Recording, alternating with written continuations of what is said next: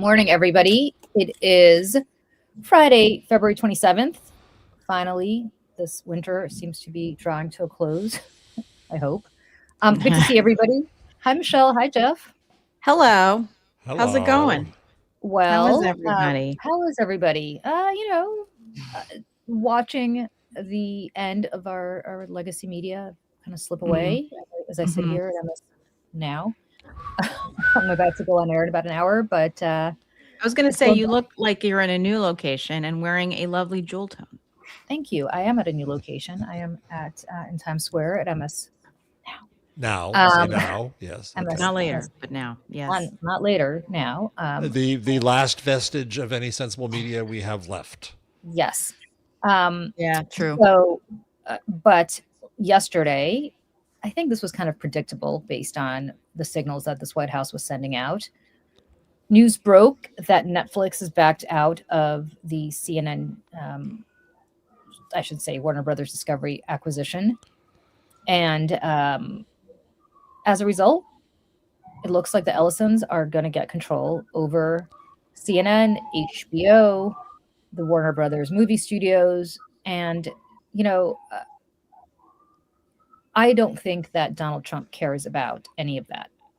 I think the only thing he cares about is getting control over CNN because he has hated CNN since the days of Jeff Zucker running CNN, who, by the way, is responsible for making Donald Trump on The Apprentice and NBC, but then moved over to CNN and decided he was going to exploit Donald Trump's candidacy for ratings.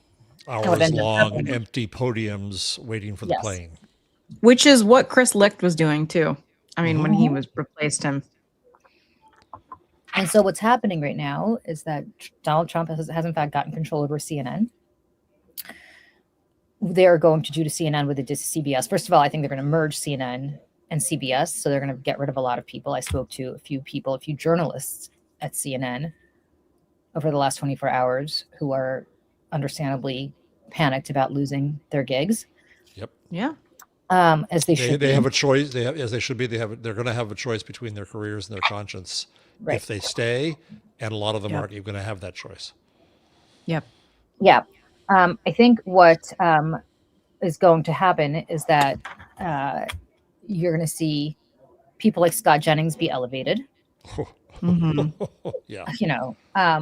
You're going to see people like Aaron Burnett probably gone, who I think has the finest show on that network. The question to me, and I don't know what you guys think, is what does somebody like an Anderson Cooper do? Because he just bailed out of CBS, ostensibly to spend more time with his family. But in reality, I think it's because he didn't want to work for Barry Weiss, who was trying to suppress a piece he did for 60 Minutes that talked about the white refugee crisis that Donald Trump claims exists. Oh my God, yeah. Was it there were like 4,000 white South African people a month or something crazy like that? Yeah. Nuts. Yeah. That's right. So the question, I guess, for all of us is what happens to somebody like Anderson Cooper? He had just signed a long-term deal, so I don't know if he can get out of it. That's the issue for him. He's not Stephen Colbert where he can say, screw it, I'm going to go to CNN and I'm going to get some money and build an investigative news outlet. Right. That's what he should do, but I don't know what the constrictions on the contract are. He obviously can't do it while they pay him. Can he walk away from any further payment from CNN and go out on his own? I mean, he has tons of money. Yeah. He could raise money. They could start a shadow 60 Minutes, and don't make it like 60 Minutes, but they could start something journalistic. He has the marquee value that I think would bring in some money.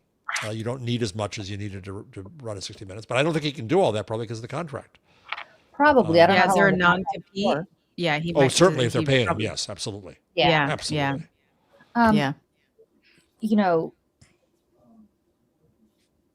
I don't know whether he can go to, for example, here, right? But does this preclude him from going to a Substack or a YouTube and doing what Jim Acosta did or Don Lemon did? I don't know. It depends on CNN's lawyers and how they wrote his contract and how good his agent was. Because now they're defining competition very broadly. Right. Abby Phillip, I think, is out too, because she's dared to try to control Scott Jennings to an extent. She doesn't dare to, or they'll make her show worse. Well, they'll expand it into that. They'll give it to him. That Piers Morgan panel show that's so awful. I mean, don't forget, Barry Weiss wanted him to come to CBS. Exactly. Originally. So she Michelle, likes him. can you? I sent you guys just before we came on. It was my second email. The image of Scott Jennings smirking when I was on CNN. It's in the latest thread, and it's the second email. If you could pull up that image, or if you look at my Blue Sky, it's on top there. When I was on CNN, and they brought me in because I could say what CNN employees couldn't say, which is that they were under the threat of takeover by Ellison and all that meant. And as I said this, they had the camera on Scott Jennings at the same time, and he turned to it with the most shit-eating, smug smirk that you could imagine. And he knew he was going to be in charge. This is like, it's me. Well, he always is mugging to the camera. Always. He does that. It's so irritating. I will say this, because I wrote a piece about this this really morning. Good piece. Yeah, thank you. Does it even matter what they do? Like, let's say they elevate Scott Jennings. I wrote that piece about Scott Jennings about 6 weeks ago. And I actually checked to see what got more eyeballs, that piece or any show that CNN does. And that piece got more viewers in 24 hours than any show in the demo at CNN. Which is to say, and again, it was on Substack, which is to say, not that people are reading my stuff at that level, because they're not. It is more relevant to say that they're not watching CNN. So from my perspective, CNN long ago squandered the trust of its viewers. It used to be that if there was any breaking news or if there was any serious news event, you would go to CNN because it was the journalistic standard. And then CNN started doing stupid stuff like that not stupid, but that Malaysia Airlines flight, right? Remember the wall-to-wall coverage of the Malaysia Airlines flight? Where they knew hard nothing. To forget. Where they knew nothing. And I hate to say this, but they are doing the same thing with Nancy Guthrie, with Savannah Guthrie's mother, where I was watching last week, and it was Which is very sad. It's a sad, horrible thing that happened. But they're exploiting it. They're exploiting. It was the A block, the B block, and then they came back for the E block. And for people who don't know, the E block is the last block of the show, right? So they spent the first two segments talking about it and the last segment. There was no news. There was nothing. And, yesterday was another good example. Actually, I tuned in, and they were wall-to-wall coverage of Hillary Clinton's deposition. The only headline from Hillary Clinton's deposition is Hillary Clinton says she knew nothing. Okay, let's move on, right? Is there a smoking gun? Like, do we have a picture of Hillary Clinton drinking Mai Tais on the island with Jeffrey Epstein the way he did with Howard Lutnick? No, doesn't exist. Was Hillary Clinton mentioned over and over again in the Epstein files the way Donald Trump has been?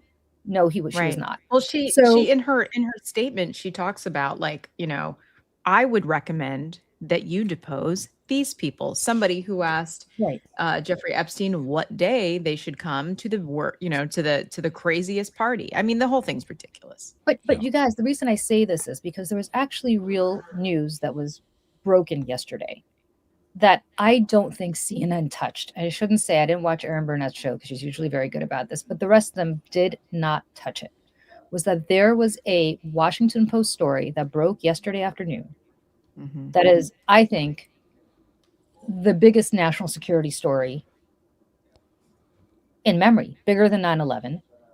I think really the biggest one since the Civil War, and I don't say that lightly, which is that Donald Trump's allies are circulating a draft executive order that would declare a national emergency over alleged foreign interference in U.S. elections, specifically invoking claims that China compromised the 2020 election, which it did not.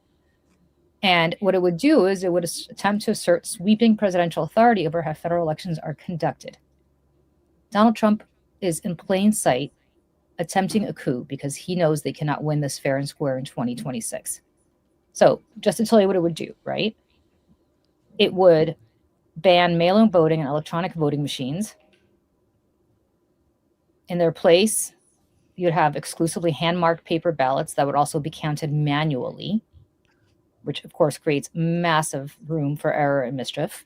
Mm-hmm. It would require Americans to re-register ahead of the 2026 midterms, all of us, this time presenting documentary proof of U.S. citizenship. Mail-in voting, again, would be sharply curtailed, permitted only in narrowly defined circumstances. It would expand the role of federal agencies in policing voter eligibility. Those agencies are Pam Bondi's Justice Department, U.S. Citizens and Immigration Services, under Kristi Noem, the Social Security Administration, even the Postal Service, all of which are run by Trump's allies. They would be authorized to participate in identifying and flagging individuals deemed ineligible to vote. So this is a constitutional stress test at the highest possible level. I ask either of you, did you know about this? I did, because I complained about the Washington Post headline. The Washington Post headline soft-pedaled this. The reporting in it was critically, vitally important. This was the headline. Trump, seeking executive power over elections, is urged to declare emergency. That sounds like normal cabinet members are saying something to him as if it's sane, not as if it is a takeover of our elections. Activists who say they are in coordination with the White House are circulating a draft executive order that would unlock extraordinary presidential power over voting.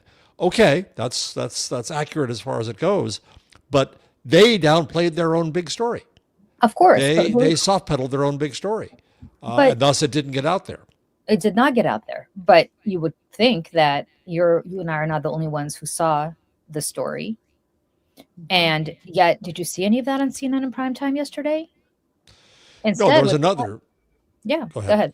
There was another big story yesterday, which was The Guardian saw the 3 missing Epstein documents. Right. Oh, I did not even know that. And yes. You'd think you'd see that somewhere else. Someone else is going to match it. Somewhere else is going to report on it. Pick it up. Yeah. And it's problematic. It's going to be one person, and she, as usual in these cases, she has issues.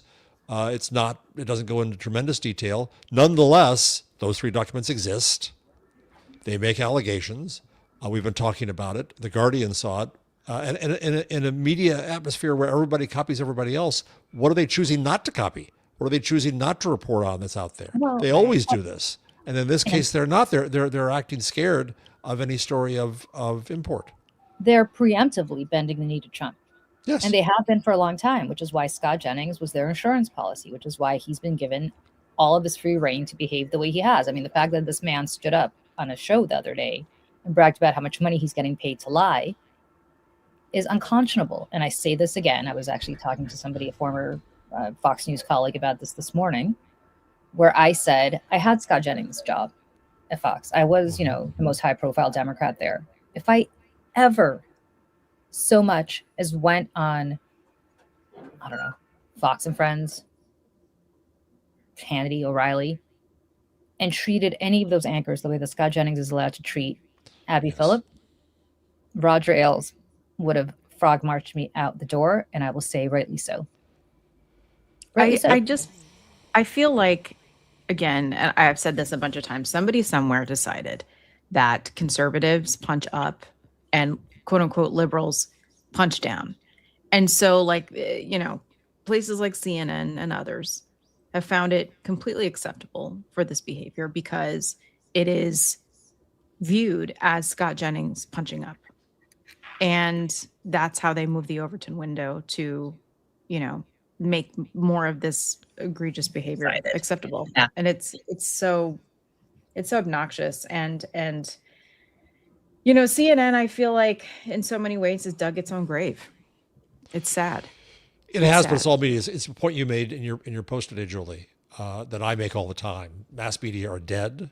They're the walking dead. They don't know it. They are ever more meaningless institutions. They don't have the audience. They don't have the impact that we say that they do. In a great measure, they don't matter. And if you want to find a little bit of schadenfreude here, I think it's important from a business perspective to recognize that, and I posted this, Warner Brothers is the cootie corp. It poisons everything that swallows it, right? AOL, Or Time Inc. Start there. AOL, AT&T, Discovery. Everybody that touches Warner, and we know what's going to happen here. The Ellisons, and as much money as they have, but Oracle's not in great shape. So the Ellisons are going to go into tremendous debt to try to keep going this over-bloated media enterprise, and every aspect of it is dying. Broadcast, cable, stream, the also rans of streaming, news, they're all dying. The problem is, it doesn't matter because they will have enough time and enough power with this institution to help ruin democracy. And democracy will die before Warner Brothers, whatever they call this. Well, yes. And the other part of this is that I just would like to touch on is the other part of media. There's like the news media, but then there's also, entertainment. And I've been talking to a lot of my friends in LA. I've been talking to my friends in New York, and there ain't a lot of work right now. People are feeling, at least a lot of my friends who are actors, feeling, the franchise situation is not great. I mean, I think I emailed you guys earlier today. Martin Scorsese said this a few years ago, like the industry's dead. And I think he was sort of ahead of his time in stating that. And, after the writer's strike, yes, like things are better for writers. I mean, it was a low ass bar. But even like live entertainment, in that aspect, I talked to another friend of mine yesterday who's been in a bunch of Broadway shows, but she was like, Michelle, there's no work. There is no work. The business model is dead. All of it's dead.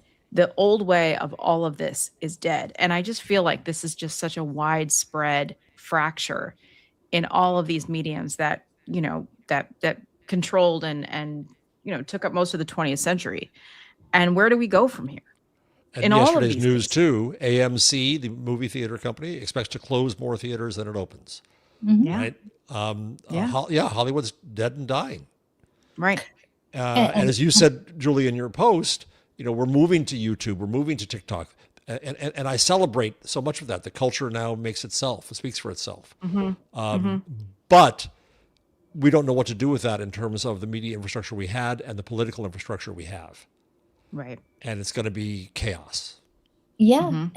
And I will say this. I think what will, and I said this in my post today also, I think what will rise and has been rising in the place of all of this is media that people trust. And I don't just mean media with which I agree, but you're looking at Fox, right? Like Fox is not growing its audience the way it should. Well, where are they going? They're not going to Newsmax. They're not going to OAN. They're going to Candace Owens and Nick Fuentes and Tucker Carlson and Megyn Kelly and Benny Johnson and a whole bunch of people that younger. I mean, if you're in your 70s or 60s, median age, I think is like late 60s for Fox News and for all of these, for MS and for CNN also. But the younger people are not watching legacy media anymore. They're going to places that they trust. And the same thing here on the left, right? Like, we don't trust the New York Times anymore. We certainly don't trust the Washington Post anymore. We don't trust CNN anymore. Yeah. On the left. So what is CNN? I mean, like there's nothing to be done. Like if somebody gave me a magic wand and said, "How do you fix CNN?" You can't. Because I just finished writing a book proposal, rewriting a book proposal about all of this. And I finally said in there, it finally occurred to me that the goal is not to fix old media, but to replace it. And this myth that they ever had trust and they can get it, I have to go here. Semaphore held its annual Trust in Media Summit. Oh, well, who do we want to talk about trust? Brendan Carr, who is, and we'll get to him later, I hope, who is absolutely the agent of authoritarian Hungarian media. Matt Murray, who's killing the Washington Post. Kristen Welker, who most people laugh at on Meet the Press. Matthias Döpfner, the German Murdoch. Right. Jackie Heinrich, a White House correspondent for who? Fox. Hamish McKenzie at Substack. And there's, issues in terms of what all they're showing. And then Deborah Turness, who's been turned out of BBC News. And finally, the Knight Foundation head, Maribel Perez Wadsworth, who I don't know why they're supporting this event. And so they come out and they interview Carr, and Carr praises Barry Weiss and praises CBS. And this is where, and this is what Semaphore thinks is about restoring a trust that never existed in these institutions that no longer matter. But I have to blinders. But I have to believe that normal people and normal viewers are not stupid. No. And they don't give a shit what Semaphore thinks is restoring trust in media. And I go back to this. Amen. We have people who watch Mayday religiously, the same, number of people, because they trust us. Thank you all in the chat. Thank you for all the chat, and thank you to everybody on Substack. We have developed that trust with this core group of people. Hopefully we'll expand that to more and more people, but we're a little cog, right? But then you have people who religiously watch, I'm going to say the Midas Touch Network, because they are trusted by their viewers. Jim Acosta is trusted by his viewers. Don Lemon. All the more. Jim Acosta is trusted all the more now by multiples than he was with under the umbrella of CNN. Because his conscience led the way. I mean, and that's such a huge part of this. Like character and morals and conscience and the difference between right and wrong is really guiding a lot of people's choices as well. Yeah. And so, the biggest tragedy of CNN is not that nobody's going to be watching them, because they lost that trust well before this takeover. It is that the massive resources that they have, which I think are probably second only to the New York Times, are not going to be put to good use anymore, because, I wish I had correspondents stationed all over the world that could do investigative journalism what CNN has, and they don't. Because when was the last time CNN broke something? There's one person who breaks stuff there, Andrew Kaczynski, K-Files. Right. And he's used very, very sparsely, and he's used sparsely, I think, only on Erin Burnett's show, which is why I continue to believe she's got the best show there. Yep. But, think about who you trust at CNN. You raise another really important point there. If and when Trump goes after Iran, it's so easy to get confused. Yeah. CNN was the place that we did all turn to in breaking news. Yep. Right? Ukraine, October 7th. All of this that stuff. Goes away. That goes away. Yep. They might still, for a while, they'll still have some number of correspondents. They're gonna kill tons of them because they have to service the debt, and they want to get rid of real journalists. And MS Now doesn't have that. Well, it doesn't have NBC. It doesn't have NBC anymore, and NBC wasn't huge, but it doesn't have that anymore. The networks themselves are pathetic. It's going to be It's going to have to be the New York Times. But the New York Times is pathetic, and we can't. That's where we're going to have to turn. We're going to have to turn to having access, and this is more of just like a la carte media, credenza of what do you want, what do you not want, and I mean that's why I subscribe to so many overseas news services like the BBC and because if you really want to know what's going on in your country, you have to watch the news from another country about yours. And I mean, that's kind of where I feel like I've had to go. Like, who can we trust? But it's correspondents in Europe. Kiev Post from the Ukraine. Yeah. Yes. Yeah. The Kiev Post is fantastic in Ukraine. If you want to know what's going on in Iran right now, I'm not even joking, which is pathetic. Go to Israeli news. Yeah. Because they know. They care. Yeah. And they care and they know. And Mike Huckabee just told people, if you're in Israel and you want to get out, you need to get out now. He just told people that. Yeah, well, that's nice that Mike Huckabee's telling people that. Oh, yeah. I can tell you firsthand that if you're in Israel and Iran starts raining ballistic missiles on you and you call Mike Huckabee for help, he will tell you you're on your own. You'll be gone. Well, I was told when that happened that I was on my own, if you recall. I don't know if you know this, Jeff, but when I was in Israel during the last year's Iran-Israel war, and immediately reached out to the embassy and said, hey, hello, my husband and son and I are here. Like, what's the plan to get out? They said, there is no plan, and we are closed. The embassy was closed on the day that the war began, and they did not. And you were like in a basement somewhere texting. We were on a group chat, and we were all texting Julie, like what was happening based on what information we had, because she couldn't get any.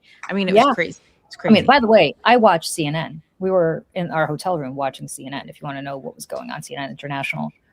And I don't know that that's going to be the case anymore. No, it's not.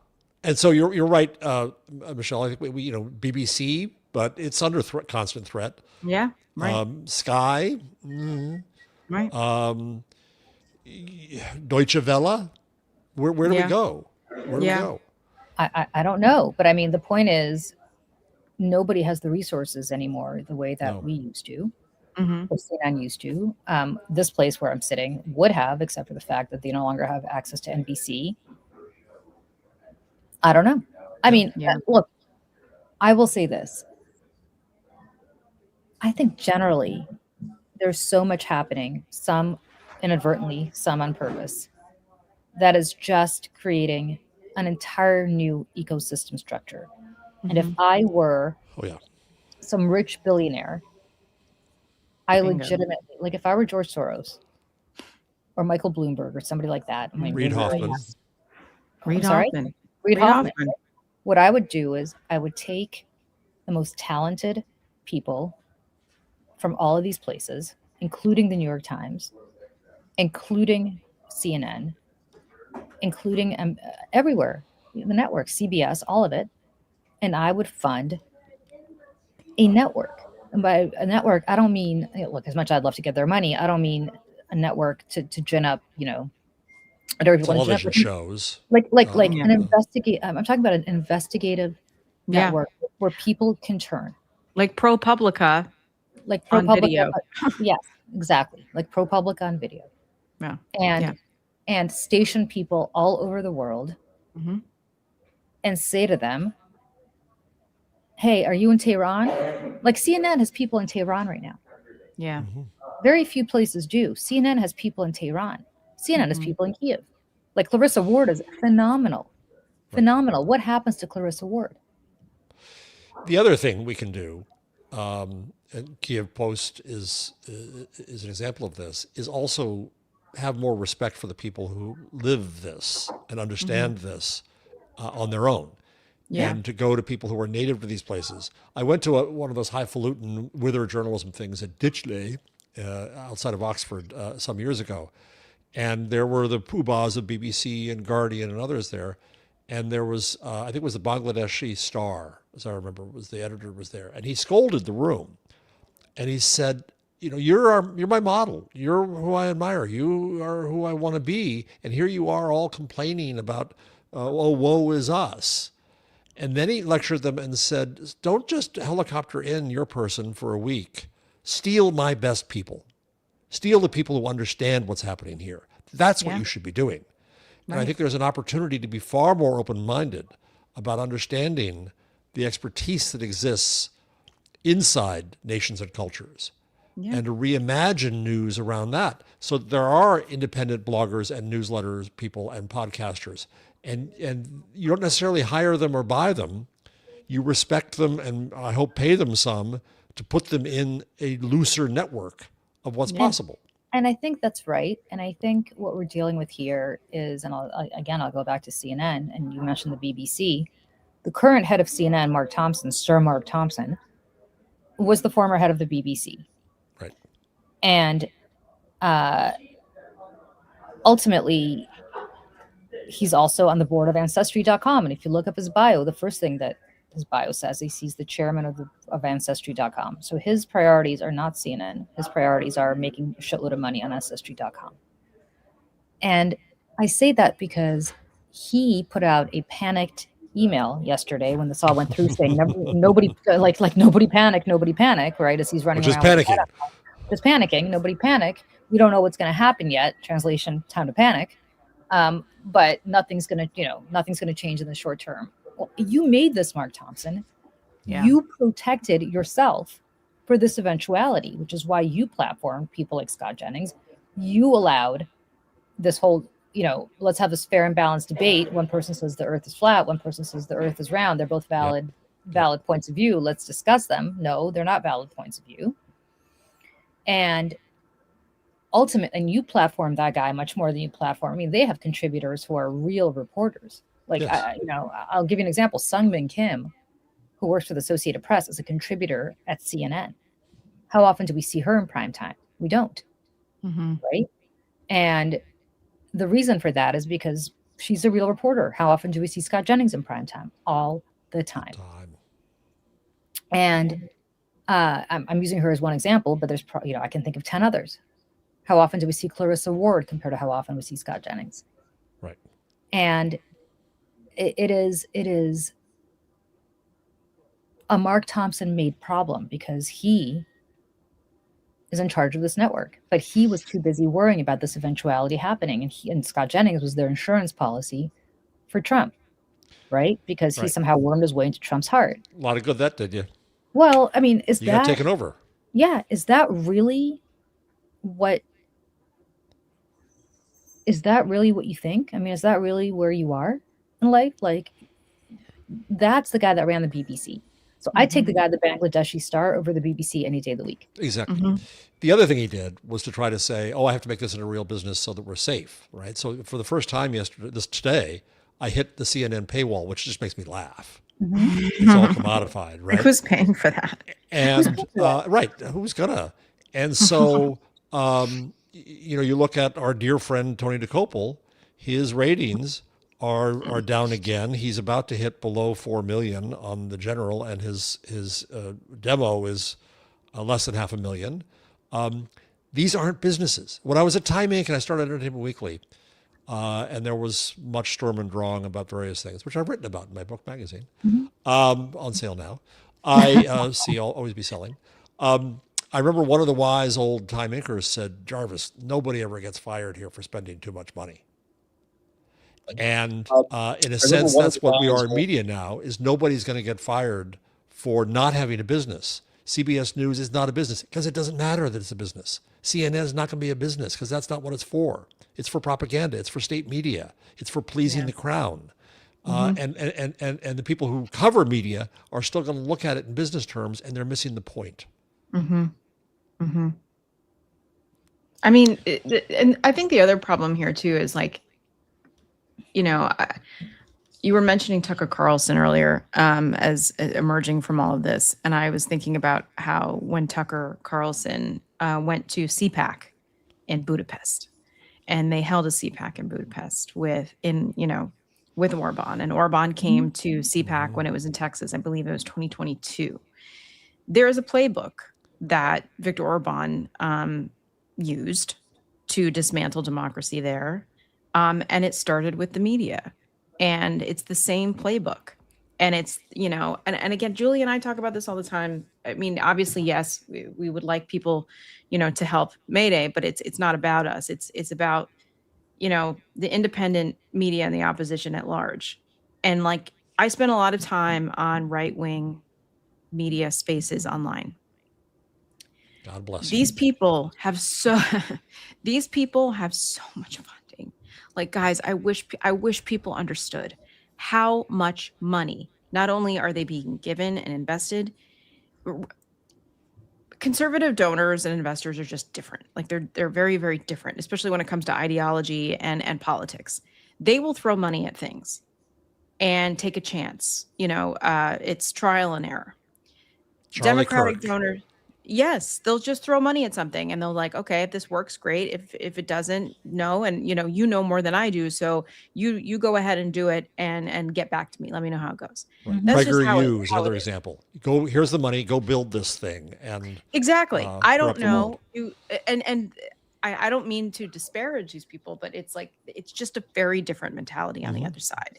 And if you look at the independent creators on the left or in the opposition, ones that don't have the funding from a Murdoch child or something like that, struggling to put, any money in their bank account. And that's kind of too where I get really annoyed by the mob on the left, sometimes getting mad at creators for being paid to do anything, to spread a message for anybody. And I'm like, guys, people got to pay their bills, because this is a business too. And people, it's like, not everyone's going to do this for free. But just all of these people, Benny Johnson, I mean, yes, they were getting money from Russians, $400,000 a month. And just the people on our side are just not getting that same sort of investment. And I don't really understand why, other than fear. They still go to these conferences that I'm stopping to go to, where they worry about how to save the Washington Post or the Chicago Tribune or NPR. Yeah. Stop with the old media. Give up on the old media. Replace it. Yeah, it's over. Yeah. It's over. It's over. And the party's over. I got to tell you, I think it's so short-sighted because listen, I was speaking to the other day, somebody I've known a very long time, a massive Democratic donor, who in his own right is probably worth close to $1 billion, could easily throw $100,000 to Mayday or somebody like that. Peanuts. And he called me because I was on Bloomberg. He saw me and he was like, "Hey, saw you on Bloomberg. That was fantastic." And I'm thinking, this is what you're watching. You're watching Bloomberg, so you don't understand that nobody else is watching Bloomberg. I mean, God bless Bloomberg. I think they're trying their best, but you know, that's not where the energy is. That's not where the future is. No. Yeah. And, you know, he goes, "I haven't seen you on CNN in a while." And I said, "Well, yeah, I went after Scott Jennings. So they don't have me on anymore." And he goes, "Oh my God, how are you dealing with that?" I'm like, "Do you think CNN's the only game in town?" Like, what? How am I dealing with that? I wear it as a badge of honor. Right. But to them, like, this is the only, like, Bloomberg and CNN, the only two games in town. You both raise another really important point, and it's one I've railed on about mass media, is that the age of mass media skewed our sense of scale and value. That you had to be huge, you had to be a brand, you had to be CNN. Whereas when you invest in Charlie Kirk and you invest in PragerU, you don't care if it's small. You know that it can infiltrate things, that it can build something from the bottom up. You have a different sense of scale and value, which our dear side of the fence still believes that big matters. And yes, to an extent, of course, it does. How do you elect a president? How do you elect leaders all around? But that's going to happen by an agglomeration, a collection, a collaborative of lots of Maydays. And so you've got to support the Maydays to build up to that larger thing. But we appreciate that. But Jeff, the dirty secret of CNN is it's not big. No. It's not big. No, but they still think it is. They still think that scale. Yeah. Abby Phillips. It's tiny. Show is 140,000 people in the demo. Yeah. There was a night when I was at LP. There was a night when I was at LP, and this was a couple of years ago. I was producing a streaming show that was every Thursday night. And Tara was half of it, and Tara Setmeyer. And there was a couple times that we checked, the viewership after the fact, that we were getting more viewers on that a couple of years ago than CNN was in that same time slot, which is crazy. And it's Tara and I were at an event last year. It was around this time last year, actually. We were at an event for, it was a women's media organization, an arm of a larger conglomerate. And we were in an apartment on the Upper West Side, and everybody was talking about, like, what are we going to do in this moment, and culture and media, and, like, how are we going to fight this, blah, blah, blah, blah, blah. And there were several very notable female journalist media pundits in the room. And there's one in particular that we all know, whom we talk about, but I'm not going to name her because I don't want to get in trouble. But because we were all talking about how we need to, that's the same conversation we keep having. We need to invest in independent media, culture, all this stuff, right? And she came forward, "Well, guys," and she had like a glass of water in her hand. She's like, "Well, guys, this is where, I need to say, and I just need to say." And then she went on the whole thing about her network and the best practices, and they have lawyers and journalistic standards and blah, blah, blah, blah, blah. You don't know how much it costs to have a Baghdad bureau. Right, exactly. And so this is all fine and good. And it felt very like, you're all having a nice time and playing your little internet games, but we're the serious people and we're doing the serious work on TV. So don't stop watching us. That same journalist, when she found out that I had a Substack, said to me, "Really?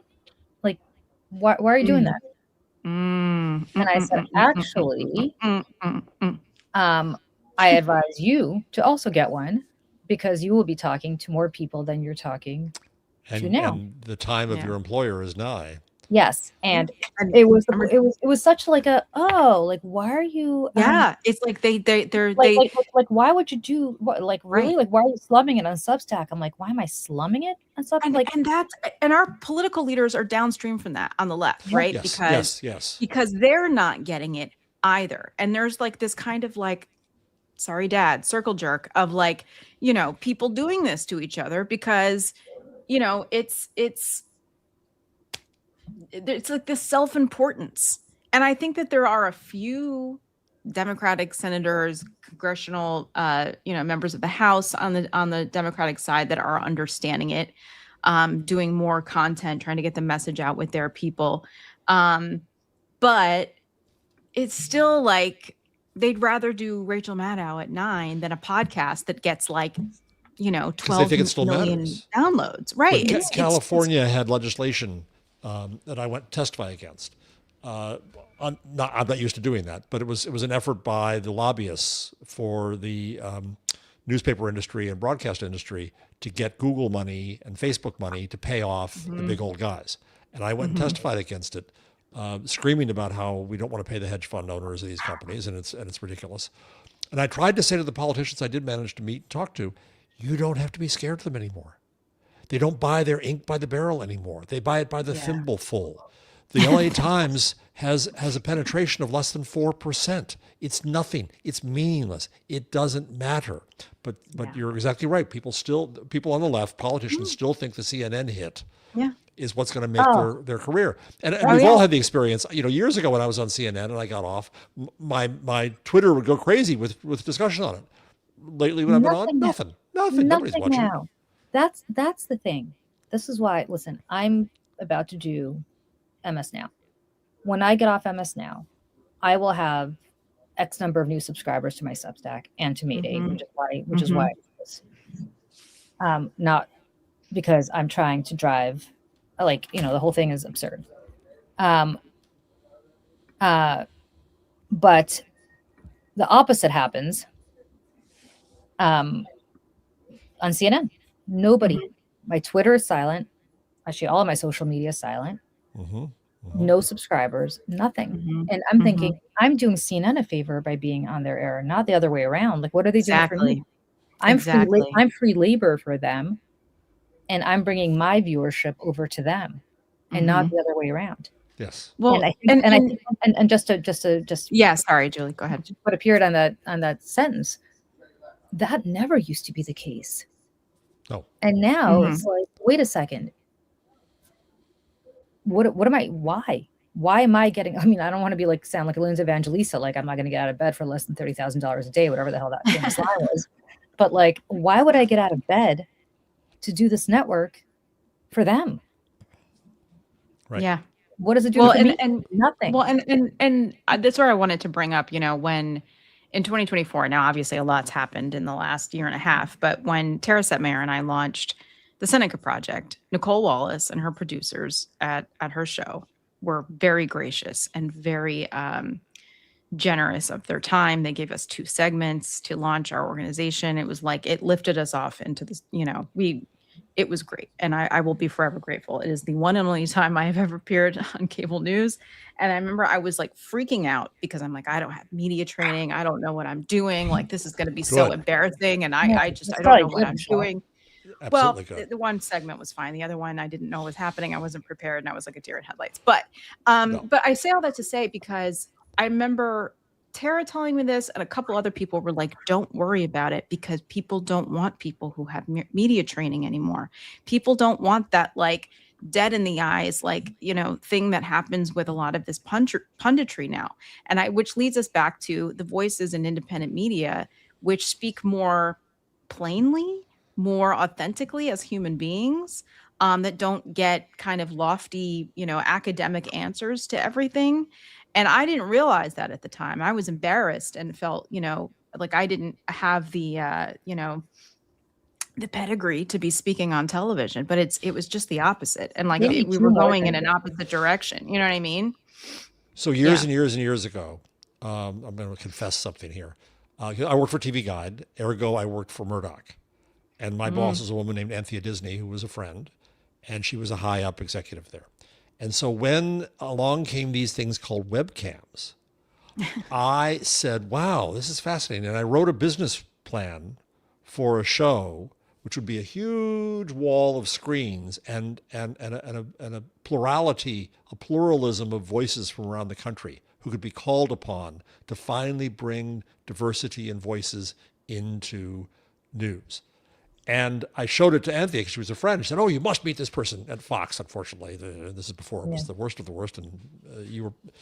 And the production guy said, "Oh, well, no, it's not up to snuff. We can't use that stuff. No." And then some years later on MSNBC, there was a huge blizzard, and I appeared on MSNBC. I think I was maybe the first person to appear with a webcam because I couldn't get to studio. And I set it up on 20 books and all this kind of ridiculous stuff, and it was shaky. But the EP at the time walked in and said, "Oh, it's so fresh, it's so different," right? So that was the hot thing for a while. My point finally is that they could have used this technology long since not to get the same voices over and over and over and over again.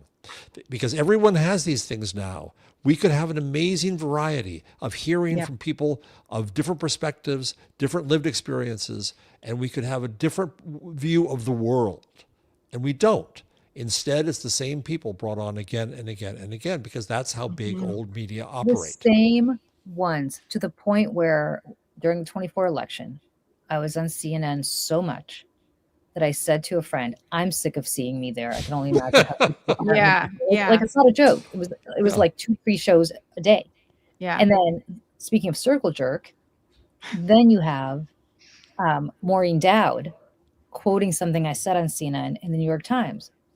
And I run into Caitlin Collins and she goes, "Oh, did you see that you were quoted in Maureen Dowd's column?" I said, "Yeah." And she said, "Oh yeah, Maureen, she doesn't miss anything." And I was like, "Well, not on CNN maybe, but Maureen Dowd is basically the CNN equivalent in the New York Times. Like, I don't think Maureen Dowd's had an original thought, and I'm not joking, 5 years, right? Like, there's a reason why the New York Times used to put their columnists out to pasture. The columnists just knew when to go, because you can't do that job day in, day out, year in, year out without getting really stale, really stale. And the smart ones like Frank Rich took off. Yeah. But Maureen Dowd's been mailing it in for, at least the last 20, 25 years. She used to be excellent, but now it's gotten to the point where it's like the times have no joke, no pun intended, not the New York Times, but times have passed her by. Yeah. It's over. Yeah. Over. And if you're sitting there quoting some pundit, it's always the same. It's always, it's always Rahm Emanuel or David Axelrod. Those are the 2 people she quotes. Throw in a pun. Yeah, throw in a pun, Shakespearean reference, Dorothy Parker, and either, or I'm telling you, I could write the Maureen Dowd column right now. Oh yes, you should do a Maureen Dowd parody account. Yeah, but it's like, I mean, throw in a pun, an alliteration, a Shakespeare reference, a Dorothy Parker quote, David Axelrod, or Rahm Emanuel. Mm-hmm.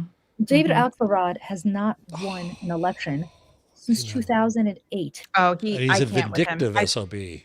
And like an elitist. And he has been getting he has taken the hatchet to every person not named Barack Obama in the Democratic Party. Yep. James Carville.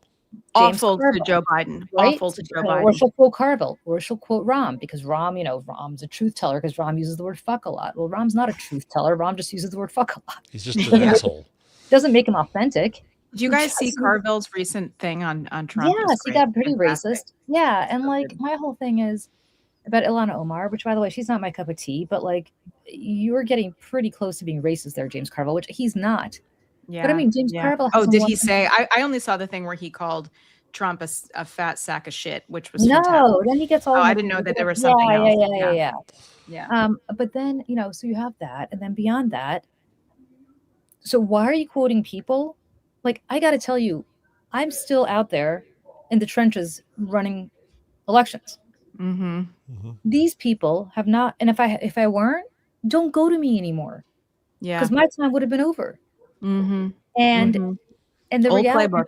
And I'll be very honest, I took a long leave of absence for many, many years to go focus on my nonprofit work, and I've only recently come back, and I'm rusty. I am.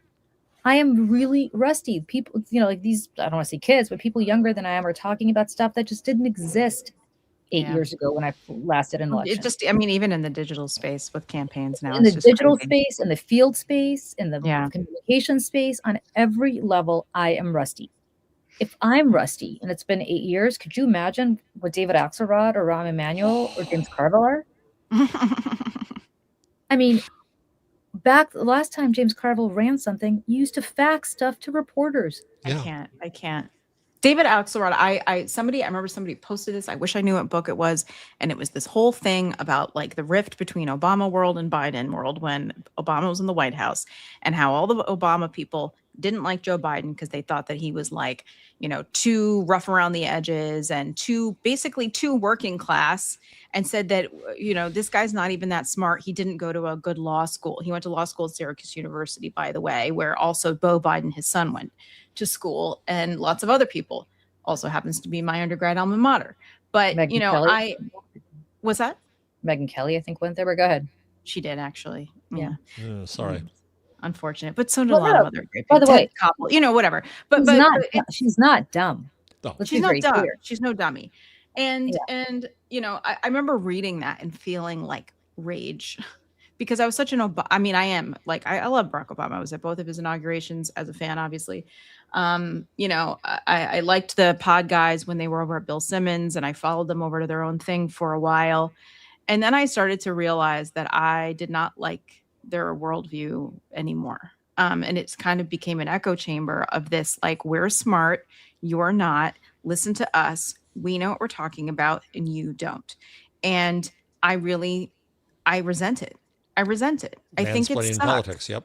Yeah, I think it sucks. And if you want a visual of that, look at the Obama staffers with the cardboard cutout of Hillary Clinton, during a campaign party. It's just, it's super gross. It's gross. And now we're slamming that side of the equation. If I may, I want to get this in. I want to squeeze this in. The other side of the equation, the journalistic side of the equation, the stupid ass White House press correspondents dinner people. Did you see what they're doing for this dinner this year? No. This event should have been eliminated years and years ago. It is a horrendous conflict of interest. Should never have existed. So are they going to have a comedian on who at least speak a little bit of truth as comedians do? No. They're chickening out. Who are they having on? Oz Perlman, the apolitical mentalist. Oh my God. Who does a good shtick, by the way. Nothing against him, but he's going to be guessing the number that's in your head, Donald Trump. Oh my God, we might as well just have David Copperfield come and just make exactly. Just make the whole thing disappear. Honestly, and let me just say this: the last time I was down there, I was actually at a dinner across the street from the Hinckley Hilton, where this White House Correspondents' Dinner takes place. Just so happened that it was on the same exact night as this. And so people are like, do you want to go to an after party? I was like, no, I'm deeply offended. And so I'm watching, because literally this restaurant was in DuPont Circle, right across the street from the Hilton. Probably a lot of overflow too, right? Which is yes, it's interesting because this person whose birthday it was that we were celebrating was fairly prominent. So you have people coming in, go back to blah, blah, blah. And I'm watching these people walk in, and it's like the prom for ugly people, right? Oh yeah. They're all dressed to the nines. They've all been planning their outfit for the last, it's like people who don't live in New York get all excited about whatever. They've been planning their outfit for the last 20 years. It ain't the Met Gala, folks. It's not the Met Gala. It's their equivalent of the Met Gala, right? I shouldn't laugh. I'm sitting there and I'm thinking, what in the actual fuck are you doing? You are sitting there either trying to get a picture. I forgot it was the year Kim Kardashian was there, but whichever celebrity was showing up that day. Right. Yep. With Pete Davidson, right? Yeah. Yeah, you try to get a picture either with like a Kim, I don't know if that was the year, but like let's say it was, right? With Kim Kardashian, which is pathetic because she's a reality TV star and that's pathetic. She's famous for being famous. Right. Or, by the way, tremendous respect for her for parlaying a sex tape into $1 billion empire. Like, I'm not even being sarcastic. Like, tremendous respect. But lemons into lemonade, friends. Yeah. well, I don't think it was lemon because I think it was planned, but that's neither here nor there. But but it's either that or you're trying to figure out if you have, the Secretary of the Treasury sitting at your table or the Secretary of Defense sitting at your table or wherever the hell this was, I think during the Biden years that this happened. And I'm sitting there thinking, you're covering these people. And yet it's all one little circle jerk, as Michelle says. It's all one little incestuous group. Yes, exactly. And you want access to them, so you're going to play by their rules. Yeah. And by the way, and we all know this, if you have a personal relationship with somebody, or you've met them, or you've spent time with them, you will naturally just go easier on them because they're human to you. Exactly. You've seen pictures of their kids, or you think they're really funny privately, or you think they're a good source. Like I was actually talking to a reporter the other day who said, I'm so disappointed about Scott Jennings. He was always a really good source to be about Mitch McConnell. He's a great guy. And I said, okay, so Scott, by the way, Mitch McConnell, you should be interested to know that Scott Jennings was leaking to reporters about you, but that's neither here nor there. The reason I say this is because just because this guy was a source, you're going to go easier on him, despite what he's doing right now. Yeah. Jack Kennedy and Ben Brantley, right? I mean, like there's all kinds of those kinds of friendships and relationships that go back decades and decades. And you wonder how much of the story was missed because of it. Does the information or the source outweigh the every reporter that I have been a source for, and I've been a source for many, has gone easier on my political clients than they otherwise would have. Because they don't want to do anything to, be like me. Yeah, and it cuts across politics. It's also entertainment. I was at People magazine when it was an interesting shift when the power shifted from holding the audience, which we did, to holding the star, access to the star. And so flax for entertainment people suddenly had the ability to get approval of things because we wanted access to them. Access in an attention economy, access is a high currency, but that economy is gone now. Doesn't matter anymore. And nobody can, this is back to our earlier discussion, we don't understand the new scale of culture and media. Yep. Well, just before we move on to Michelle has something she wants to do, but I also to just say what you said. If you look through the Epstein files and you see Peggy Siegel, Siegel. Siegel. Oh, she was on our case constantly. Right. She's a publicist. She is all over the Epstein files. She represented awful people. You have an email from Ashley Banfield, now at News Nation. Before that, I believe a big star here at MS now, but used to be MSNBC. Was it CNN or MSN? I think she was CNN. One of the two. One of the two. No, it was MS actually, because remember everybody was thinking that she was going to replace Katie Couric or somebody on the Today Show. Remember how she was like the big big thing. But you have an email from Ashley Banfield saying, "Hey Peggy, is your friend Jeffrey Epstein still single?" That was in 2012. We need a screenshot of Michelle. If you're listening, Michelle and I just bug-eyed. And she signs it Ash. Okay. Do you think that she's going to go harder as a journalist on Peggy Siegel's clients? No. Michelle, you had a thing. Yeah, I'd love to end this. Well, and actually, I would tie this into, like, we had a comment from Shell Anna 21 and also Mary P123 that both said, how can we find a way to make mental health info groups, I'd like to speak to you about creating mental health space. I got an email a number of months back from a former classmate of mine at theater school who ended up becoming a White House correspondent at the Associated Press. I got an email from him, and it was like a group email, so it wasn't just to me. And it was about something that he was creating about mental health and media and journalism and people who work in this space and how we are all at this point just kind of mentally not okay. And I never really heard anything else about that, but I am going to check in with him because I actually think that that's a great idea. And I'd love to see like where he is with that. And maybe we can do something with him. I'm not going to name him because I don't want to call him out, but he's a good guy. And that leads me into what do we do and how do we use media in these times where maybe things aren't feeling so good and we don't feel great. And that's where I watch a lot of TV and I watch a lot of movies. And I know you guys, I know Jeff, especially, you know, all the things in the media and entertainment world. I would love to know, what are you two watching right now? Jeff? Oh, start with me. Well, so I've been convalescing from my crooked back. So I mentioned this to Julie. I never watched Mad Men. So I'm now watching Mad Men straight through from the beginning. What season are you on? 4. Okay. And in the early days, I'm at that point where I'm constantly saying, Don, no, don't stop her too. I know. He can't stop. Have you gotten to the suitcase yet? The episode, The Suitcase? I think so. I think if that's the one. Okay. If I think that's the one, yes. Okay. But so I'm watching that. I'm watching The Pit. Pit's so good. So good. Last night I watched Taylor Tomlinson's special. I think she's a tremendous talent, and it's brave about the subject of religion. So those are my current 3.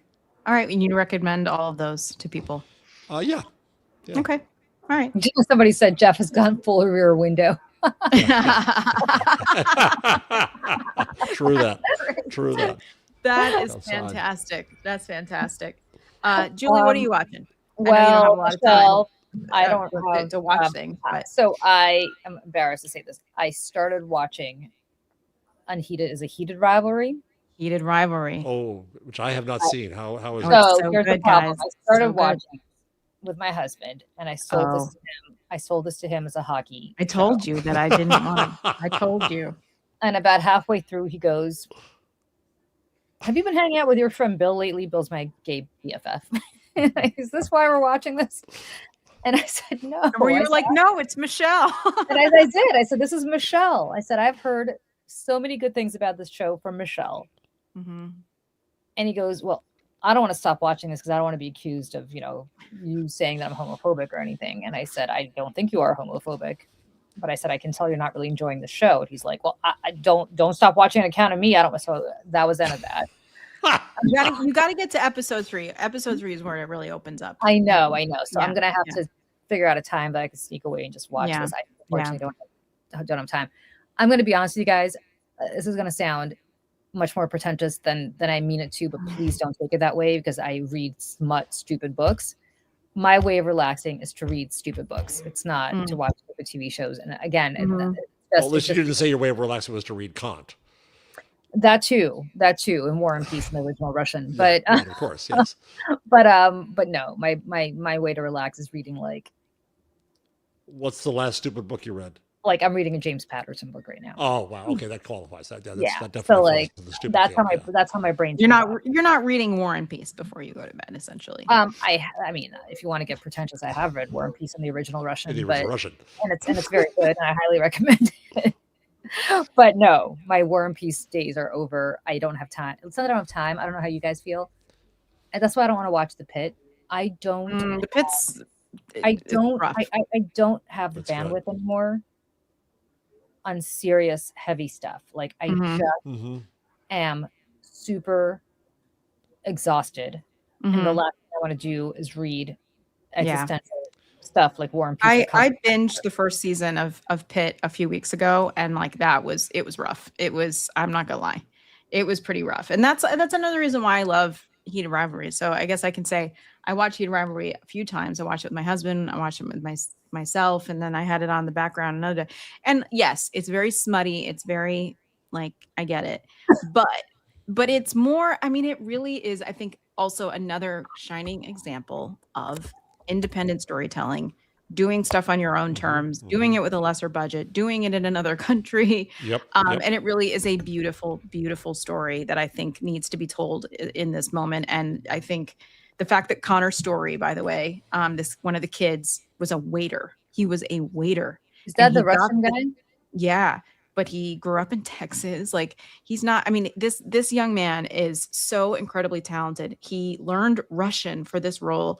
People in Russia think that he's Russian. Like, he's a chameleon in every way possible. Yes. Is that really him speaking Russian, or is that dubbed? Yes. Okay.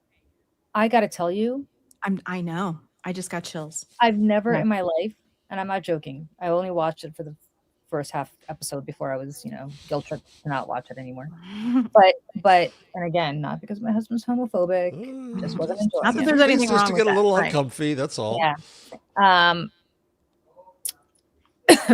I did not realize that he was not Russian. And I've never, and I'm not kidding, that is a very difficult language to fake. Yeah. I know people who studied it their entire lives. It's just hard to pronounce. Like, it's just not that kind of thing. Yeah. So, and I have talked to him. He is so, and he's learned French for a role. Like, I think that this young man is going to be such a superstar. And I think when he hosts SNL tomorrow, I think everyone, especially all the fans and whatever, are going to be watching. But I think he's going to blow people away because he is the shining example, especially as an actor, having been one myself, of being prepared, being healthy, being all the things. When that door opens for you, you are ready to walk through it and not mess it up and not self-sabotage. And he was ready, and he's amazing. So anyways, Connor Story is doing SNL tomorrow. Everybody watch. But Heated Rivalry, I just finished watching Bridgerton, which again, smut that just takes your... Can't stand it. Season 4 has been the best. Season 4 is been... Why? Because it's not historically accurate. Yeah, we don't want to go down this road, Michelle, because it's the most annoying. I have many annoying... Wait a second. I have many annoying qualities. I think this is my most annoying quality, so I don't even want to go down that road. Just to if you want to watch a multicultural version of 1800s England, that's very smutty. It's very smutty, awesome. Watch Bridgerton. Season 4 is actually really lovely. Okay.